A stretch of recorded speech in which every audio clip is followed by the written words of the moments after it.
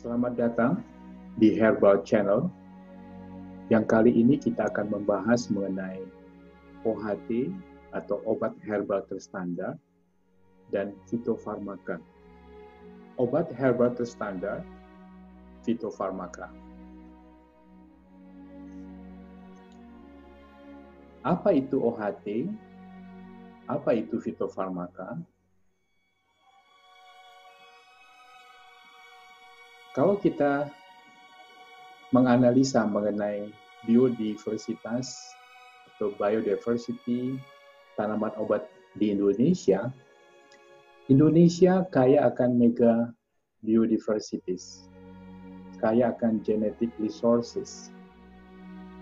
Indonesia memiliki lebih dari 30.000 mega biodiversities dan merupakan salah satu dari top 5 mega biodiversities yang ada di dunia.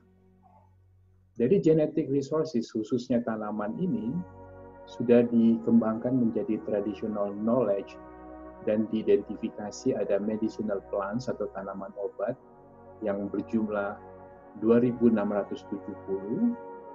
dan dari medicinal plants ini sudah dikembangkan formula herbalnya atau herbal formulation, hampir 26.000 herbal formulation. Dari traditional knowledge ini kemudian dikembangkan menjadi herbal medicine atau obat yang berdasarkan tanaman yang sudah disetujui oleh BPOM dengan memiliki nomor izin edar marketing license approval yang berjumlah hampir 13.500 item. Pengelompokan obat tradisional dikelompokkan menjadi jamu, kemudian obat herbal terstandar atau OHT, dan fitofarmaka. Apa itu jamu? Jamu adalah tumbuhan atau hewan atau mineral atau sediaan galenik atau campurannya atau bahan ramuan campuran yang digunakan secara empiris berdasarkan pengalaman turun-temurun. Jadi tidak ada bukti ilmiahnya sama sekali. Kelompok berikutnya adalah obat herbal terstandar atau OHT. OHT ini sudah ada bukti ilmiah di mana khasiat keamanannya sudah dilakukan melalui animal studies atau uji praklinik pada hewan, sudah dilakukan uji toksisitas dan juga uji farmakodinamik. Bahan bakunya berupa ekstrak juga sudah distandarisasi. OHT ini dapat diproduksi oleh industri obat tradisional yang sudah memiliki sertifikat cara pembuatan obat tradisional yang baik, CPOTB, atau oleh industri farmasi yang memiliki cara pembuatan obat yang baik berdasarkan fasilitas bersama untuk memproduksi OHT. Sedangkan kelompok yang paling tinggi adalah fitofarmaka. Sudah dibuktikan secara ilmiah khasiat dan keamanannya, baik pada uji praklinik pada hewan, kemudian dilakukan uji klinik pada manusia, di mana bahan bakunya berdasarkan ekstrak yang sudah terstandarisir, demikian juga produk jadinya juga sudah distandarisir. Fitofarmaka ini hanya dapat diproduksi oleh industri obat tradisional dengan sertifikat CPOTB dan juga industri farmasi dengan sertifikat CPOTB untuk memproduksi produk jadi yang juga sudah terstandarisasi. Bagaimana klasifikasi obat tradisional di Indonesia? Seperti kami sampaikan tadi, ada 3 kelompok, yaitu pertama jamu, ini dapat berupa simplicia ataupun ekstrak, dapat diproduksi oleh sarana produksi UKOT, UMOT, ataupun IOT. Kemudian yang kedua adalah obat herbal terstandar atau OHT dengan logo demikian. Bahan bakunya dari ekstrak yang terstandar dengan marker secara kualitatif, dapat diproduksi oleh IOT dengan CPOTB dan juga industri farmasi. Fitofarmaka atau dengan ekstrak terstandar ya, dengan marker yang sudah kuantitatif, di mana produk jadinya juga sudah terstandarisasi, dapat diproduksi oleh IOT dengan CPOTB dan industri farmasi. Bagaimana struktur industri obat tradisional di Indonesia saat ini?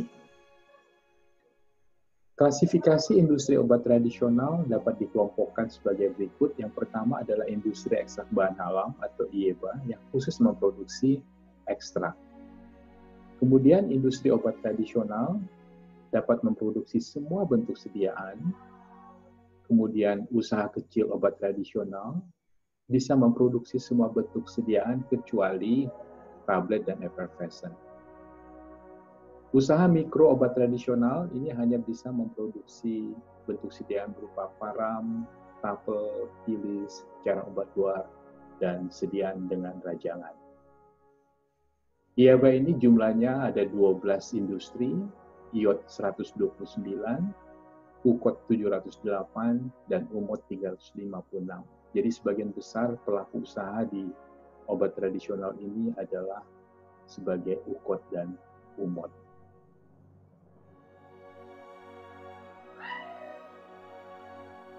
Obat herbal terstandar dan juga fitofarmaka harus memiliki 3 aspek berikut ini, yaitu pertama adalah quality, kedua efficacy, safety. Jadi quality, efficacy, dan safety ini merupakan syarat utama yang harus dipenuhi sesuai dengan peraturan BPOM, sehingga dengan demikian akan memenuhi persyaratan dalam hal mutu, kemudian khasiat, dan juga keamanannya sesuai dengan tujuan penggunaan dari OHT dan fitofarmaka. Bagaimana sumber bahan baku untuk OHT dan fitofarmaka?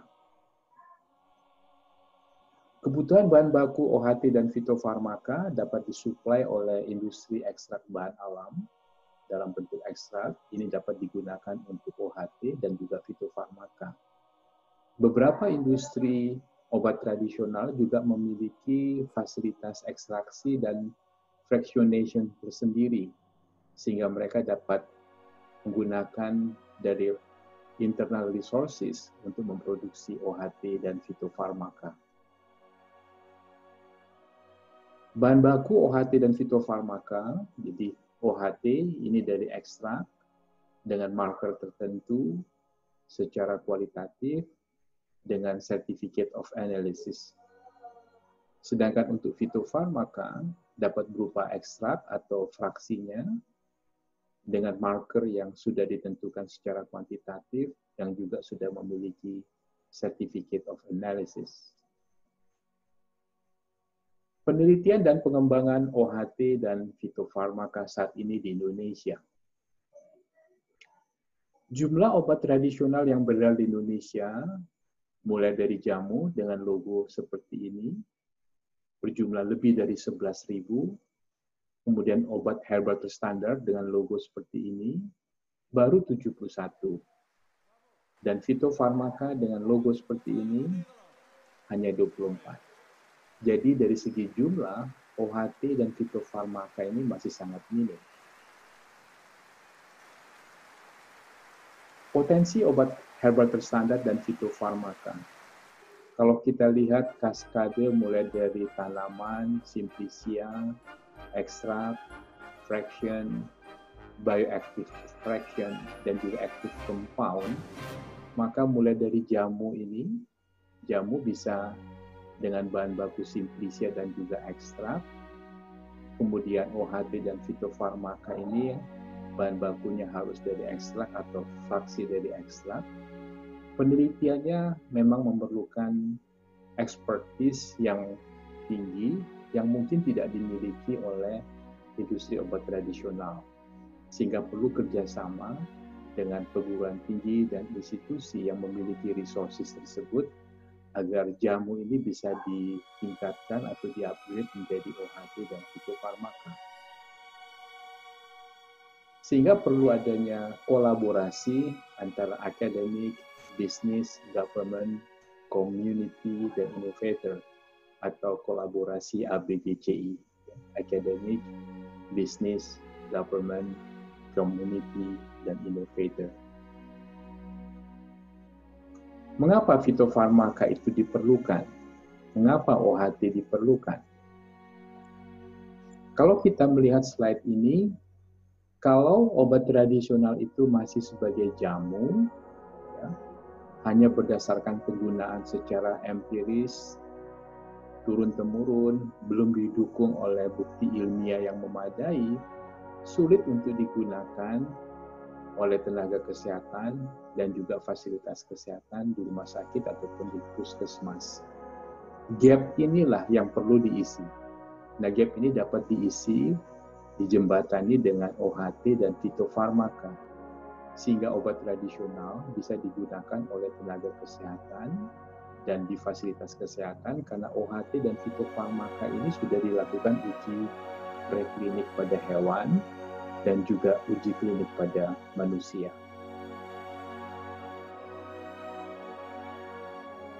Jumlah obat tradisional yang beredar di Indonesia, seperti kami sampaikan tadi, jamu 11.000, OHT masih sangat sedikit 71, fitofarmaka 24. Inilah yang diupayakan bagaimana supaya lebih banyak jamu yang bisa di-upgrade menjadi OHT dan fitofarmaka, sehingga dengan demikian tenaga kesehatan mempunyai banyak pilihan untuk menggunakan OHT ataupun fitofarmaka di fasilitas kesehatan.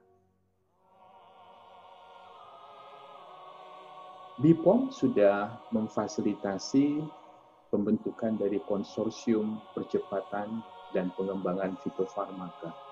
Sehingga dengan demikian, dengan adanya 6 bidang bahan baku, uji praklinik, uji klinik, pelayanan kesehatan, promosi, kemudian monitoring dan evaluasi, maka penelitian dan pengembangan dari fitofarmaka ini dapat dipercepat dan lebih banyak digunakan di fasilitas kesehatan.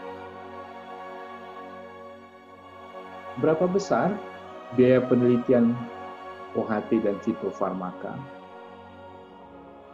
Memang saat ini belum ada biaya yang pasti, ada variasi antara OHT ataupun fitofarmaka tertentu, maka ini sangat menentukan biaya pengembangannya.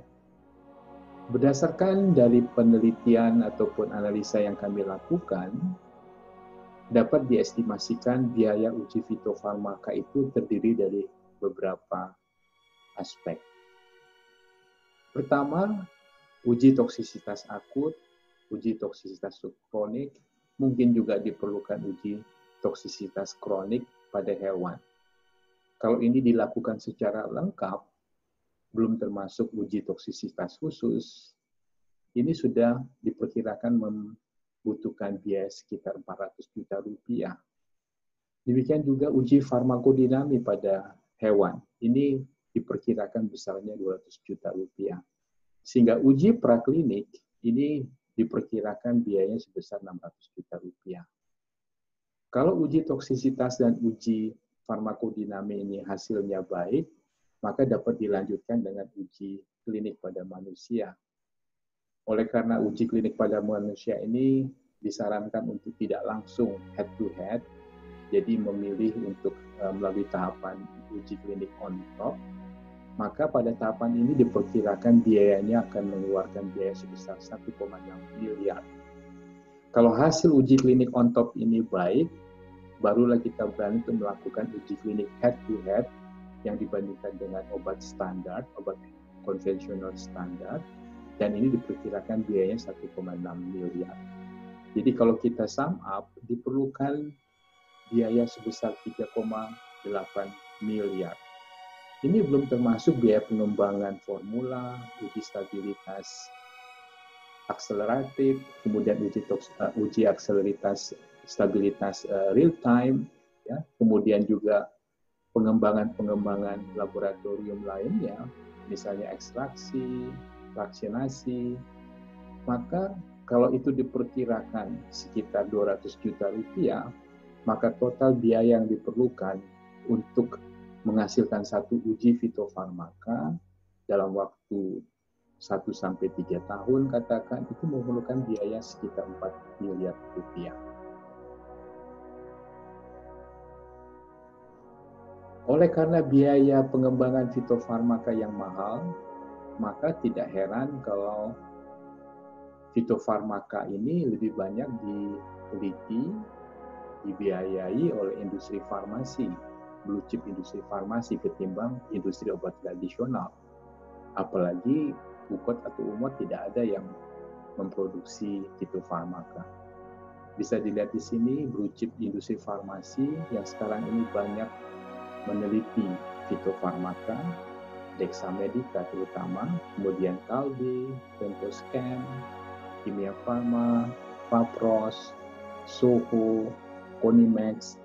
Nah, ini yang merupakan tantangan dan juga challenge bagi industri obat tradisional untuk bisa sejajar dengan rekan-rekan mereka dari industri farmasi besar. Kalau kita coba menganalisis bagaimana keunggulan industri farmasi dibandingkan IOT, apalagi Bukot dan Umot di dalam pengembangan fitofarmaka. Industri farmasi bisa memproduksi jamu berdasarkan bahan baku ekstrak dengan fasilitas bersama, dan mereka memiliki resources yang ekstra karena mereka sudah berpengalaman di dalam memproduksi obat dengan resep dokter, obat bebas atau OTC, mempunyai kemampuan dan resources marketing yang baik, dan juga didukung oleh financial strength yang memadai. Bagaimana dengan IOT? Dari segi pembiayaan mungkin tidak menjadi masalah, tetapi dari segi resources R&D, kemudian marketing, tentunya ini menjadi challenge utama bagi industri obat tradisional saat ini, supaya bisa bersama-sama mensejajarkan dengan industri farmasi. Slide ini menggambarkan komparasi OHT yang diproduksi oleh industri obat tradisional atau IOT dan industri farmasi. Memang sudah cukup banyak industri obat tradisional, ada 11 industri obat tradisional yang memproduksi OHT. Dan kita gembira karena industri jamu Borobudur ini sangat dominan produk OHT-nya, hampir 22. Sedangkan industri farmasi yang lain, industri obat tradisional yang lain, misalnya industri jamu dan farmasi Sido muncul, Fitokemindo, kemudian Deltomed Laboratories sekitar 4-5. Bagaimana dengan industri farmasi? Beberapa industri farmasi besar seperti Dexamedica, Pentoscan Pacific, Soho, Kalbe Pharma,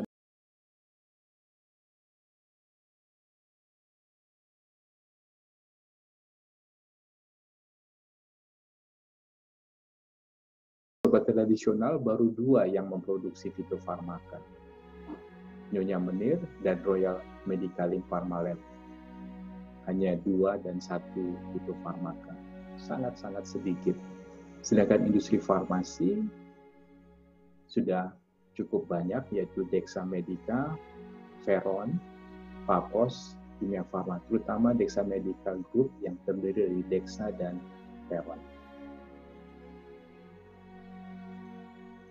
Kalau kita coba mengkomparasis dan menganalisis bagaimana peta antara industri obat tradisional dibandingkan dengan industri farmasi dari 7 aspek. Ini aspek yang kita akan analisis, ini industri obat tradisional, IOT, ini industri farmasi. Dari segi akses bahan baku, khususnya ekstrak, tentunya industri obat tradisional sedikit lebih baik, karena ada beberapa IOT yang sudah memiliki juga industri ekstrak bahan alam, jadi bisa mensuplai ekstrak dari internal. Sedangkan industri farmasi masih tergantung dari sources pihak ketiga. Dari segi kapabilitas dan kompetensi R&D, tentunya industri farmasi lebih baik. Dari segi kapabilitas produksi dapat dikatakan sebanding atau sedikit lebih baik industri farmasi. Nah ini jaringan distribusi ke apotek dan vaskes. OYOT 3+, tetapi industri farmasi 5+ atau lebih, karena mereka sudah terbiasa mendistribusikan obat ataupun obat revisi ke sarana kesehatan dan fasilitas kesehatan lainnya. Dari segi infrastruktur pemasaran ke tenaga kesehatan dan vaskes, OYOT tentunya pengalamannya minim dibandingkan industri farmasi yang memang sehari-harinya bergelut di rumah sakit dan juga di tenaga kesehatan dengan memiliki ratusan bahkan ribuan medical representative yang mengunjungi rumah sakit dan dokter di seluruh Indonesia. Bagaimana dengan akseptansi tenaga kesehatan? Tentunya industri farmasi memiliki banyak dan lebih besar akseptansinya menyangkut image dan trust karena sudah terbiasa memproduksi obat-obat konvensional. Dari segi financial resources, tentunya juga industri farmasi memiliki financial resources yang berlebih, khususnya blue chip yang sudah merupakan public listed company seperti Calbee, Tempus Pacific, Sup, dan beberapa industri farmasi besar lainnya.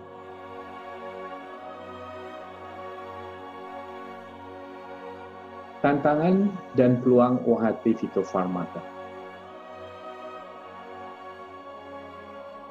Kalau kita melihat pasar farma saat ini yang sekitar 80 triliun, tetapi dengan market growth yang agak stagnan, terutama di era pandemi COVID-19 ini, dan dibandingkan dengan obat tradisional di Indonesia, pasar obat tradisional sekitar 12-13 triliun, tetapi dengan pertumbuhan yang relatif stabil, diperkirakan 8-10% per tahun, walaupun pada saat pandemi COVID-19 saat ini. Jadi pasar fitofarmaka dan OHT ini menjadi perhatian bagi industri farmasi besar untuk masuk juga ke OHT dan fitofarmaka. Penggunaan obat tradisional saat ini bisa digunakan secara promotif, bisa juga secara preventif dan kuratif. Masih sangat besar dominan penggunaan jamu untuk promotif dan preventif, hampir 70%. Sedangkan pemakaian kuratif untuk OHT dan fitofarmaka ini sekitar 22%.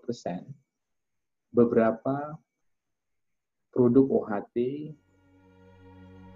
menguasai pasar saat ini, terutama di pasar obat masuk angin. Nah, selain promotif, preventif, dan kuratif, juga ada pemakaian di kosmetik sekitar 7%.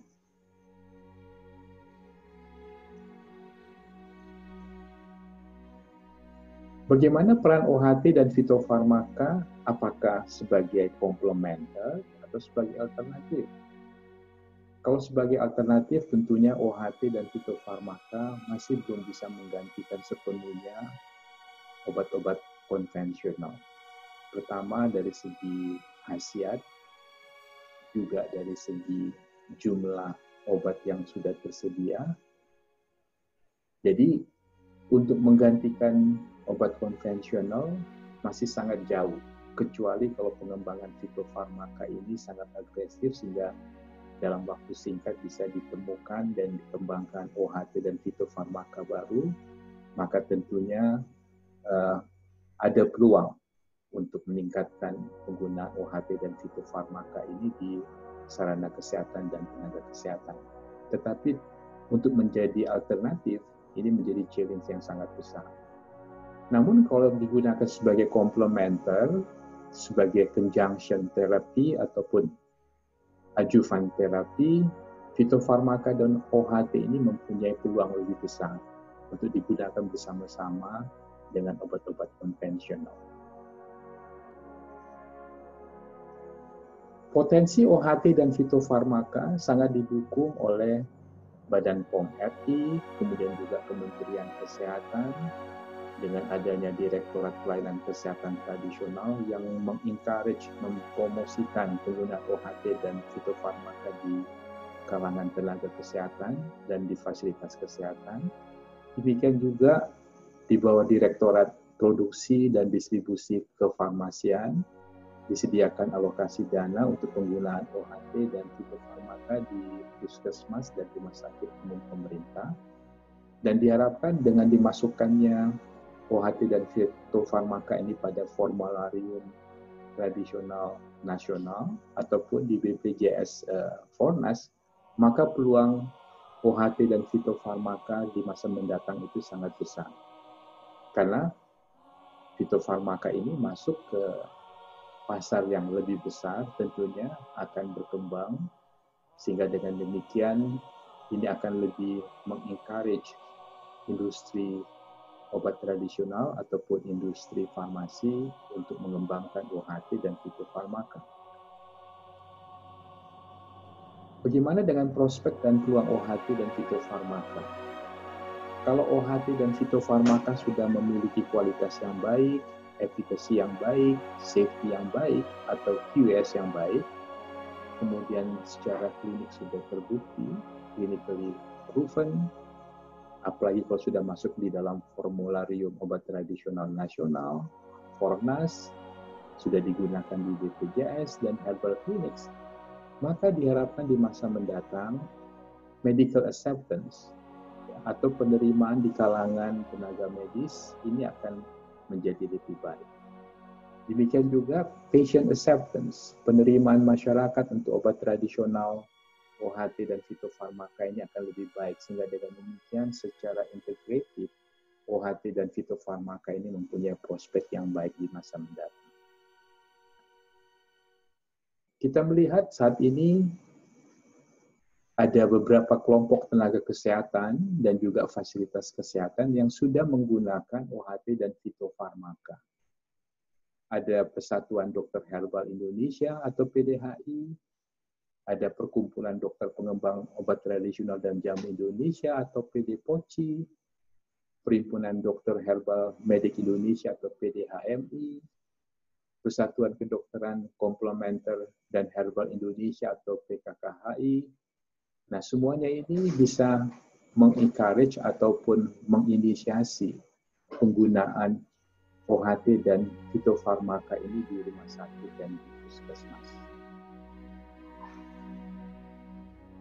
Bagaimana analisis komparatif biaya pengobatan OHT, fitofarmaka dibandingkan dengan obat konvensional?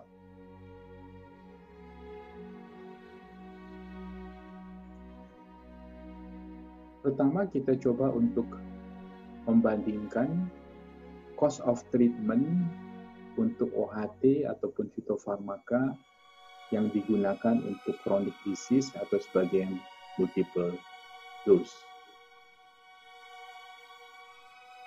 Ini adalah produk, kemudian harga per tablet, dosage regimen, sehingga kita bisa hitung cost per day, kemudian cost per month, karena ini digunakan sebagai chronic disease, kita ambil batasan 1 bulan saja, ini indeksnya.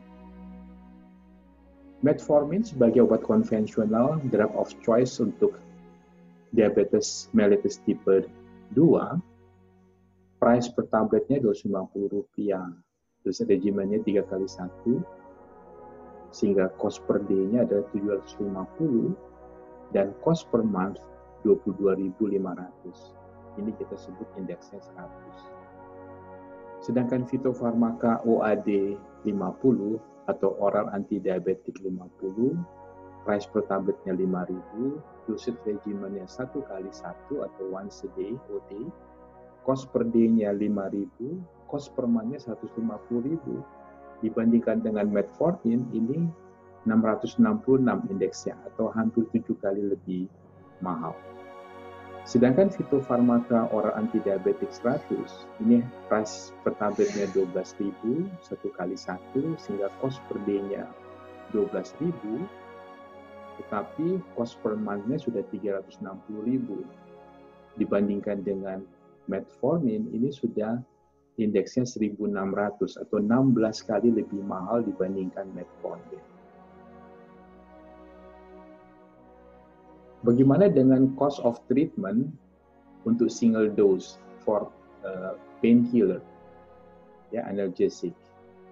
OTC painkiller yang banyak digunakan saat ini, price per tabletnya 450, sehingga cost per unitnya 450, ini indeksnya 100. Salah satu herbal painkiller 1 ini harganya 1.250, indeksnya 277, hampir 3 kali lebih mahal. Kemudian herbal painkiller 2, harga per tabletnya 3.000, ini indeksnya 666 atau hampir 7 kali lebih mahal.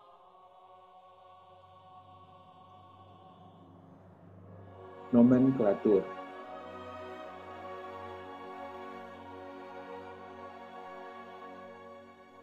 Saat ini jamu sudah diusulkan ke UNESCO untuk menjadi salah satu warisan budaya Indonesia.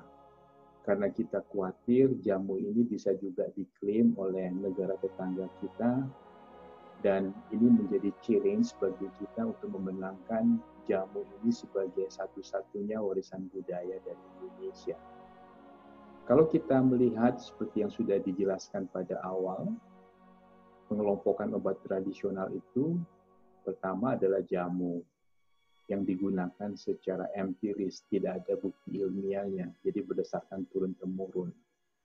Kalau jamu ini dilakukan uji prekliniknya pada hewan atau preclinical studies pada hewan, apakah itu uji toksisitas dan uji farmakodinamik, maka bisa di-upgrade menjadi obat herbal terstandar.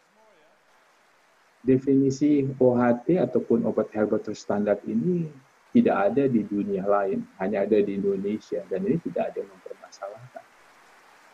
Kalau OHT ini diteliti lebih lanjut pada manusia, dilakukan uji klinik, maka hasilnya baik, akan bisa di-upgrade menjadi fitofarmaka. Fitofarmaka ini lebih populer dengan fitomedicine atau fitopharmaceutical. Jadi dari jamu, OHT, fitofarmaka.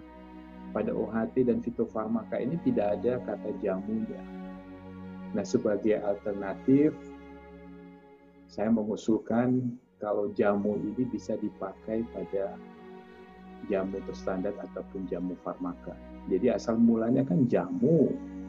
Jamu dilakukan uji praklinik pada hewan, uji toksisitas, uji farmakodinamik, bisa di-upgrade menjadi jamu terstandar.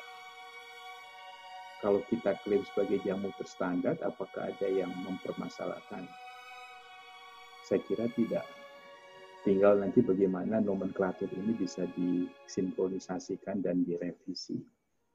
Kalau jamu terstandarnya sudah dilakukan uji klinik, bisa di-upgrade menjadi jamu farmaka. Karena dari kata awalnya memang jamu. Dari jamu juga bisa langsung menjadi jamu farmaka kalau pada saat yang bersamaan secara paralel dilakukan uji praklinik pada hewan, uji toksisitas dan uji farmakodinamik. Kemudian kalau hasilnya baik bisa dilanjutkan dengan uji klinik sehingga nanti bisa didapatkan jamu farmaka. Jadi jamu berstandar, jamu farmaka. Apakah dengan adanya nomenklatur yang banyak dibicarakan saat ini sebagai OMAI atau obat modern asli Indonesia, OMAI itu akan lebih di-accept oleh tenaga kesehatan, lebih di-accept oleh fasilitas kesehatan, tidak menjamin, karena OMAI juga terdiri dari OHT dan fitofarmaka. Yang penting adalah apakah itu menggunakan kata jamu atau dengan kata modern yang lain. Dokter, tenaga kesehatan, perawat, ataupun fasilitas kesehatan sangat rasional di dalam memilih dan menggunakan obat. Kalau jamu itu sudah memiliki khasiat yang baik, aman, kualitasnya baik, ya, sudah dilakukan uji praklinik pada hewan dan juga dilakukan uji klinik pada manusia, tentunya ini menjadi dasar pertimbangan bagi tenaga kesehatan untuk menggunakan jamu terstandar dan jamu farmaka untuk pasiennya. Jadi tidak perlu ada kata-kata yang lain yang bertujuan untuk lebih meyakinkan tenaga kesehatan ataupun fasilitas kesehatan. Mudah-mudahan jamu terstandar dan jamu farmaka ini bisa diterima sehingga dengan demikian bisa digunakan sebagai nomenklatur yang baru.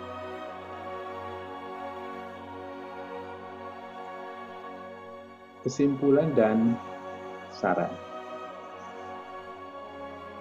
Pemilihan OHT dan fitofarmaka harus mempertimbangkan kelas terapi, besarnya pasar kelas terapi tersebut, tingkat kompetisi, serta harga yang bersaing. Sehingga pemilihan simplisia yang tepat dalam hal harga, mudah didapat dengan harga yang ekonomis, merupakan kata kunci untuk menghasilkan produk OHT dan fitofarmaka dengan harga yang terjangkau dan bersaing. Kalau kita memilih jenis tanaman yang langka, sulit didapat, harganya mahal, tentunya ini akan mempengaruhi harga OHT dan fitofarmaka yang dihasilkan. Kalau harga OHT dan fitofarmakanya sampai 20 kali atau 50 kali lebih mahal dari obat konvensional yang ada saat ini, tentunya ini menjadi kendala untuk penggunaannya oleh tenaga kesehatan dan fasilitas kesehatan. Kedua, industri obat tradisional harus secara strategis menentukan apakah akan berbisnis di segmen produk promotif dan preventif, atau juga akan masuk ke segmen kuratif dengan produk OHT dan fitofarmaka. Jadi harus benar-benar siap, karena tantangannya besar, walaupun peluangnya juga menjanjikan. Ketiga, industri obat tradisional perlu mempertimbangkan untuk mengalokasikan dana investasi marketing yang memadai untuk melakukan aktivitas promosi ke tenaga kesehatan dan fasilitas kesehatan apabila memutuskan untuk mengembangkan produk OHT dan fitofarmaka. Karena tingkat keberhasilannya bukan hanya berhasil mengupgrade jamu menjadi OHT dan fitofarmaka atau jamu terstandar dan jamu farmaka, tetapi bagaimana kita bisa memasarkannya dengan baik dan banyak digunakan oleh tenaga kesehatan dan juga di fasilitas kesehatan. Keempat, yang terakhir adalah penelitian dan pengembangan OHT dan fitofarmaka memerlukan kolaborasi tenaga ahli yang kompeten untuk uji praklinik dan juga uji klinik, serta memerlukan biaya yang besar sehingga perlu kolaborasi dengan kemitraan ABGC. Terima kasih. Mudah-mudahan informasi dan pembahasan yang ringkas ini dapat memberikan wawasan dan insight baru bagaimana kita dapat mengembangkan OHT ataupun obat herbal terstandar dan fitofarmaka ini di Indonesia, sehingga pada saatnya kita bisa mandiri dalam bahan baku obat, terutama bahan baku obat yang berasal dari alam. Terima kasih. Salam.